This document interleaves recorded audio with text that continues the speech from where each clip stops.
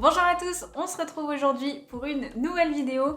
Donc si on ne se connaît pas encore, eh bien je me présente, je m'appelle Laura, je suis styliste modéliste professionnelle et chaque samedi je vous propose une vidéo autour du thème de la couture. Et en parallèle de ça, je crée aussi des patrons de couture personnalisables.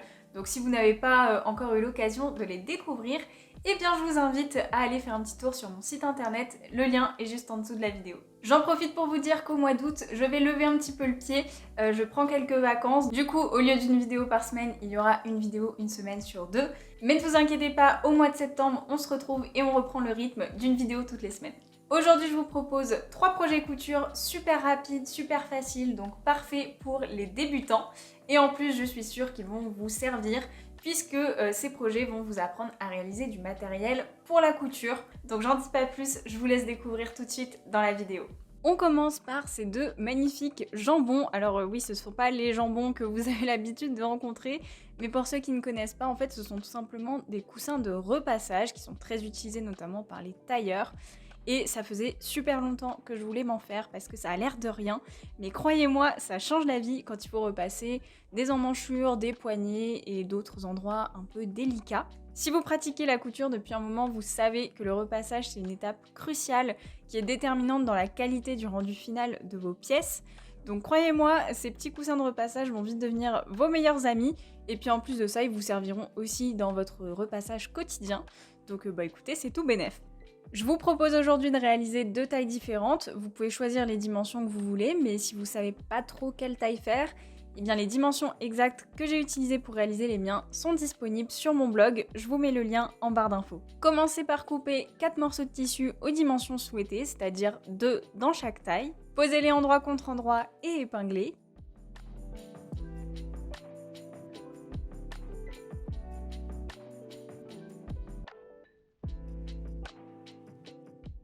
Piquez tout autour à 1 cm du bord en laissant une ouverture pour pouvoir les retourner à l'endroit.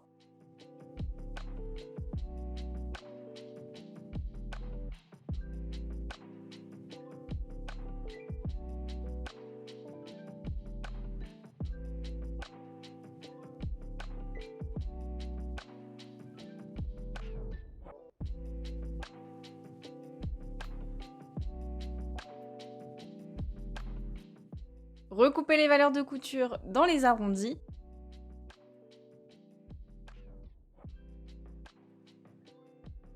Ne touchez pas aux valeurs de couture au niveau de l'ouverture parce qu'on va en avoir besoin pour la refermer. Retournez sur l'endroit.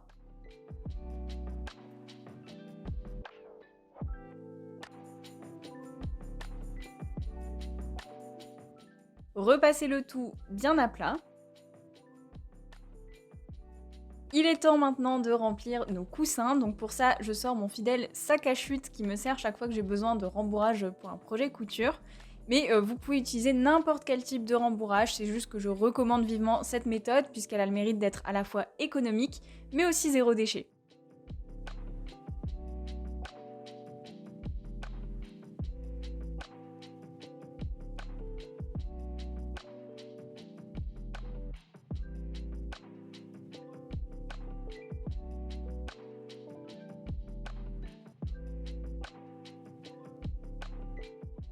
Une fois vos 2 coussins remplis, il ne reste plus qu'à fermer l'ouverture par un point à la main. J'utilise le point d'échelle et si vous ne savez pas comment on fait un point d'échelle, je vous invite à visionner la vidéo qui apparaît en haut à droite de l'écran dans le petit i. Vous y retrouverez les explications détaillées sur le point d'échelle à la main. Et voilà, il ne vous reste plus qu'à mettre vos coussins de repassage à l'épreuve. On enchaîne avec le deuxième projet. Cette fois, je vous propose de réaliser votre propre housse de planche à repasser. Vous allez voir, c'est super facile, super rapide et ça vous permet de changer la housse vous-même parce qu'on va pas se mentir, ça s'use quand même vite ou de rendre cet objet de la maison un peu plus sympa et personnalisé. Je recommande aux couturiers et aux couturières réguliers d'avoir 2 housses de table à repasser différentes, une pour votre repassage quotidien et une autre dédiée spécialement à la couture. Tout simplement parce qu'on a tendance à beaucoup utiliser de thermocollants lorsqu'on fait de la couture et ça tâche énormément, donc non seulement ça abîme votre housse plus vite, mais au-delà de ça, ça risque de tacher vos vêtements. Et croyez-moi, du thermocollant noir sur une chemise blanche, c'est pas drôle. Donc pour éviter ce genre d'accident, je vous recommande d'avoir vos 2 housses bien distinctes et de switcher selon l'activité que vous faites. Commencez par retirer l'ancienne housse, elle va nous servir de gabarit pour la nouvelle. Et si comme moi, votre table possède un rembourrage en mousse amovible, vous pouvez vous en servir de gabarit également. Je trouve même que c'est plus facile que la housse parce que la ouatine est bien plate. Posez le gabarit sur le tissu de votre choix, faites juste attention à ce que le tissu soit bien résistant à la chaleur. Retracez ensuite le contour du gabarit. Si vous avez choisi la housse de la table à repasser, il vous suffit de rajouter d'éventuelles valeurs de couture ou d'ourlet. Donc ça dépend vraiment de votre modèle, c'est à vous d'arriver à les identifier. Et si comme moi vous avez choisi de vous servir de la partie en ouatine comme gabarit, eh bien il vous suffit d'ajouter 10 cm partout autour. Coupez ensuite dans le tissu en suivant votre tracé.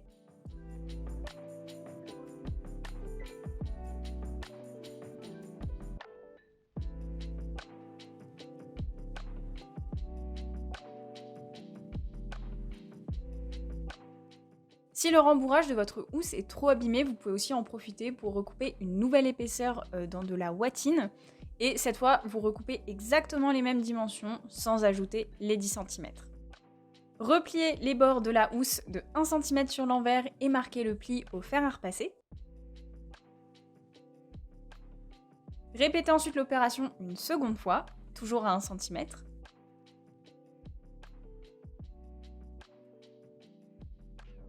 Piquez à 2 mm du bord intérieur en laissant une ouverture de 3 cm à l'extrémité de la housse. Ça c'est très important, c'est par là que nous allons pouvoir passer la petite ficelle.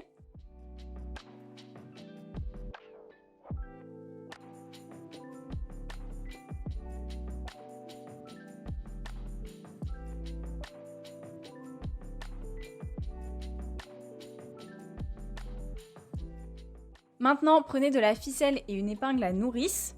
Attachez une extrémité du fil à l'épingle et glissez-la dans l'ouverture de la housse. Faites passer le fil à l'intérieur du tunnel que nous avons créé en cousant jusqu'à ressortir par l'ouverture. À cette étape, vous pouvez aussi passer un petit élastique fin si vous préférez. Personnellement, je trouve que la ficelle, c'est plus pratique à mettre sur la table à repasser après parce qu'on peut vraiment la détendre puis la resserrer alors que l'élastique, il y a toujours une certaine tension. Donc je trouve ça plus compliqué, mais c'est totalement personnel. Si vous préférez l'élastique, allez-y.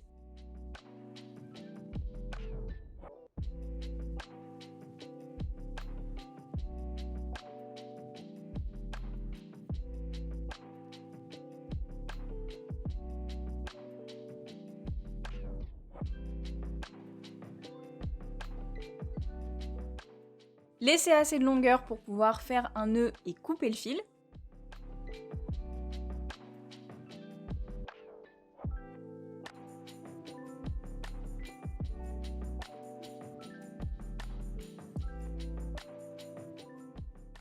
Posez la housse sur la table à repasser, serrez le fil pour bien l'ajuster, faites un nœud, et voilà! C'est déjà l'heure du dernier tutoriel de cette vidéo et cette fois, je vous propose une petite boîte à épingles faite maison avec pic-aiguille intégré. Donc pour ça, vous aurez besoin d'un bocal vide avec son couvercle. Privilégiez un bocal pas trop haut et avec un goulot assez large pour passer la main. Une fois votre bocal choisi, prenez le couvercle et tracez son contour sur du carton.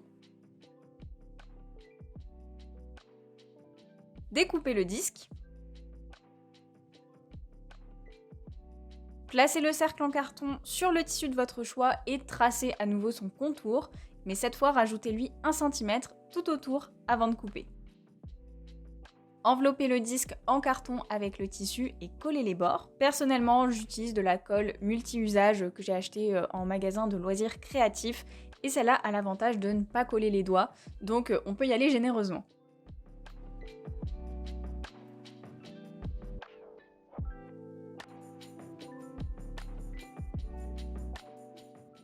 Coupez un autre cercle de tissu plus grand que le premier. Encore une fois, les dimensions du mien sont disponibles sur mon blog. Passez un fil de fronce à 2 mm du bord du cercle.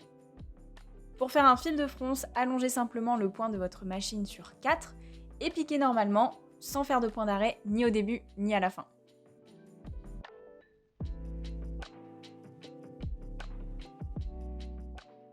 Remplissez le centre du disque en tissu avec du rembourrage, comme pour les coussins de repassage. ou avec des chutes de watine s'il vous en reste du tutoriel sur la housse de planche à repasser. Serrez le fil de fronce pour former une boule et finissez de remplir le plus que vous pouvez, il faut que ce soit bien compact. Une fois la boule pleine, faites un nœud bien serré avec les fils de fronce. Cousez la boule sur le disque recouvert de tissu avec un petit point à la main.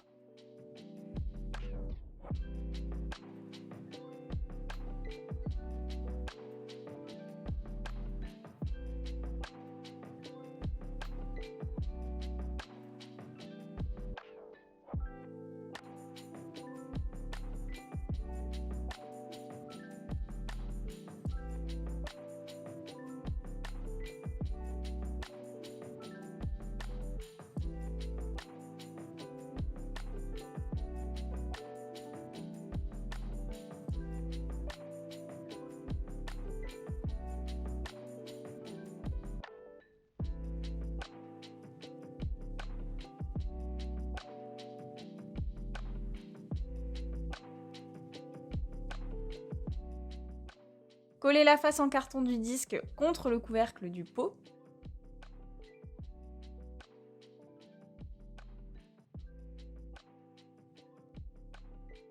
Et voilà, votre nouvelle boîte à épingles est prête à vous accompagner dans tous vos projets couture. C'est tout pour aujourd'hui, j'espère que ce tutoriel vous a plu. Si c'est le cas, pensez à vous abonner pour ne pas rater les vidéos à venir. Pour prolonger l'expérience, vous pouvez me retrouver sur Instagram pour suivre mes actualités quotidiennes ou sur mon blog pour encore plus de contenu. Je vous souhaite une magnifique journée et on se retrouve très bientôt pour une nouvelle vidéo. Ciao!